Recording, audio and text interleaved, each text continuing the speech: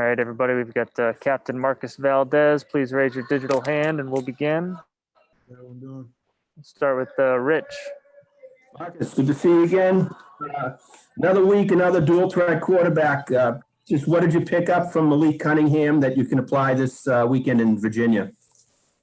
Yeah, we've been seeing a lot of running quarterbacks and dual threats, and we're just keep on improving on just caging the quarterback in the pocket and not letting him escape and plays with his feet. He was a good quarterback last week, and we tried to cage him, and I think we did a pretty good job. He got out here and there, but for the most part, I think we kept him in the pocket, and we just keep working on that in practice, and we've got to keep running and keep getting better. Next question, we go to Julian. What's up? Yeah. So, calling me a jinx, but I gotta ask anyway. Zero COVID test, man, so far, with the chance to complete the season with no COVID test. As a captain, I was curious, in what ways did you have to, one, hold yourself accountable, and then also in what ways did guys hold each other kind of accountable? Whether it was like, hey, man, I know we could do this, but I gotta stay in my room, or I can't walk. We can't just be out here on campus or going out wherever we gotta go. And was there a moment where you were like, I would like to do this, but I can't? Yeah, it's So over the summer it was a little different because we're stuck here. There's not much people. We were kind of confined into a dorm room, so there wasn't many distractions there. But once camp breaks and students start coming back, there's not many restrictions you could put on us. But we just kind of like it's always like Coach Hath preached, like we've gone all this way and we've sacrificed all this. So why would we go jeopardize that now when the actual fun and the games are coming by? And we kind of just hold each other accountable, and we preach what we preach, FTT, being for the team. And, all we sacrificed was to play the season, and a season that many thought that wouldn't happen. And here we are playing our 11th game with no COVID tests and no postponed games and stuff like that. So, I think it just really speaks to our culture and what we're building here. And just quickly, can you think back to when you got here, right, in June when you returned, you got quarantine, all that good stuff, and you have no idea how this is going to look. And then you get to now where it's almost completed. Like, what were the thoughts you had going in versus how it actually played out? I was coming in. When you pay attention to the news and all that stuff, it was very pessimistic. But we tried to be optimistic. And Coach Hafford preached, we can't control what happens if we play or not. What we can control is what we do, and that's what we did. Really, as long as we have zero COVID tests and we're doing everything we have to do, we're preparing just like we're going to play. And if we don't play, we're prepared. But rather be prepared for something than not be prepared, and then the season comes around. So that's the kind of approach we took to it.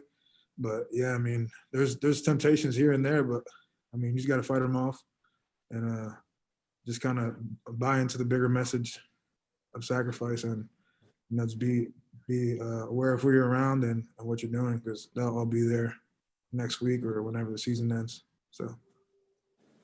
Let's go next to Rich. Just an interesting stat. They lead the league in sacks against, so you don't get to plant the quarterback against these guys. Is it scheme, good offensive linemen, just something you can say how they protect their quarterback?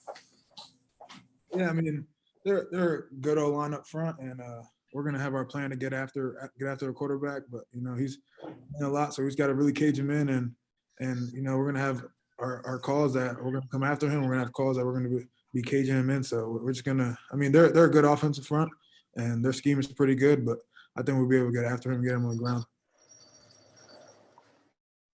Let's hear next from Dan. All right, so this is it's been, I think, 11 years was what was said earlier since BC finished a season with a winning record in ACC play. The weirdness of this schedule, you play more teams, but you're also playing more Coastal Division teams, or what used to be the Coastal before this year.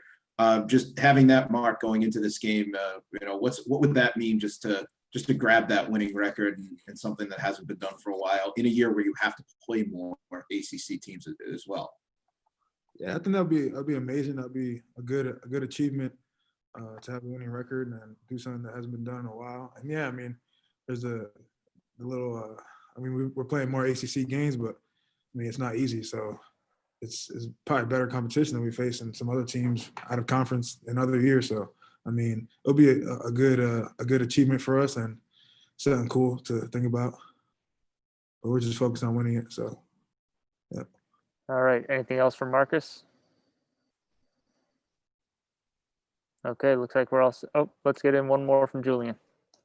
This one, I'm just curious, right? Like, what took the most getting used to? Was it like in a new environment with the COVID? Was it the flights? Was it the hotel? Was it practice? Was it, you know what I mean? Was there something that was different that was like, it's going to take a week or two for me to figure out how this works?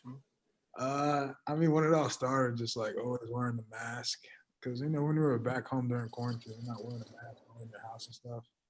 But here, you gotta everywhere you are, because you just don't know where everyone has been. You want to limit it and not get contact trace. So just keeping the mask up, especially at practice. Like during camp, we had like our visor on and a face shield, so like all the hot air is like fogging your mask. And you're like you don't want to like wear it, but you know it's good for the team. So that definitely took some getting used to, and sometimes you like try to rip your thing off and get yelled at, but it was definitely a learning process. So let me make sure I got this right. You had the mask on under the helmet?